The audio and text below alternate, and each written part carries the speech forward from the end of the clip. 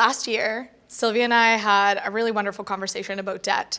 And it was honestly the first time that I really sat down to talk about debt and realized that debt and my financial health had been so significantly connected to my physical and my mental health. We had a wonderful conversation, but I felt kind of gross at first having the conversation. And I think it's because we don't really talk about it. So I brought y'all here to talk about it.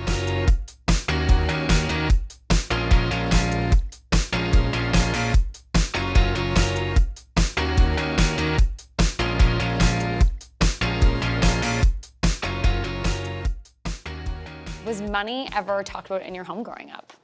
I think the only time we talked about money was really to know that there wasn't a lot of it and we need to make it. And I think that kind of set me up to kind of be stressed about money at an early age. We didn't have the financial planning talks. We didn't have, let's set up a savings account. It was just survival mode.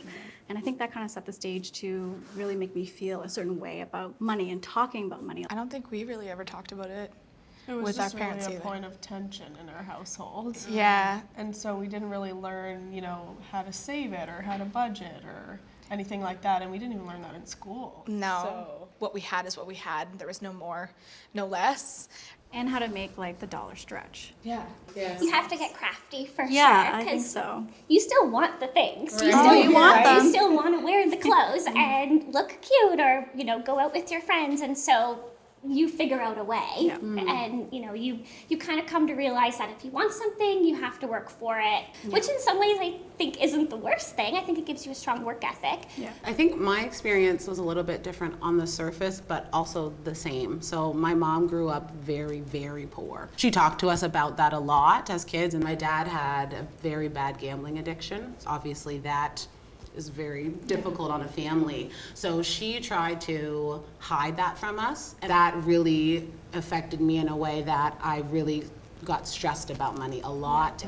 We were almost taught and led to believe that everything's fine, don't worry. But there comes an age when you realize there's something else going on here. There were definitely times where there were peaks and valleys. We were definitely shielded from the valleys, and it was always, led to believe. And in our case, I think sometimes it was almost very distracting. Like, we might live in a really beautiful neighborhood, but then you're hearing a conversation about something where things maybe aren't so great. Yeah. And so that was really complicated because there was a huge facade almost going on about what did we have versus what were they showing that we had. I think we were very lucky as kids that we didn't really know that we didn't have a lot, in a sense that I had everything I needed. And more. Yeah. More. And then now as we're adults, we'll talk about the nostalgia of certain foods, and my mom will be like, well, we only had that because that's all we could afford.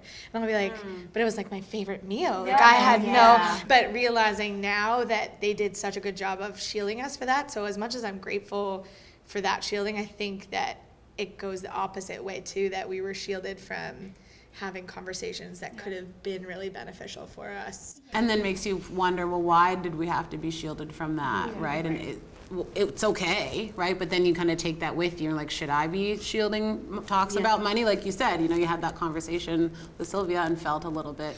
I'm thinking shame. I think Right. there's a weird vibe with money. When we share things, afterwards you're like, oh, is that an overshare? What am I allowed to talk about? Now that we're older and we've all kind of moved through all of these phases of life that we're in now, what do you wish your parents taught you when you were younger that you wish had carried through your life?